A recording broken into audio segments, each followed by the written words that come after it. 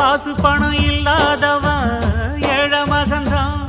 அவன் காட்டோரமா ரோட்டோரமா படுத்து தூங்குறான். சொத்து சொகம் உள்ளவனோ செல்வ மகன்தான்.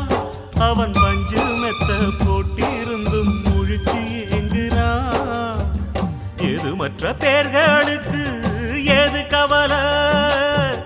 4 காசு வச்சிருந்தா 100 கவலை. இங்கு ஆசை வச்ச நெஞ்சுக்கெல்லாம் அமைதி இல்லையே. என்ன வேலை அது என்ன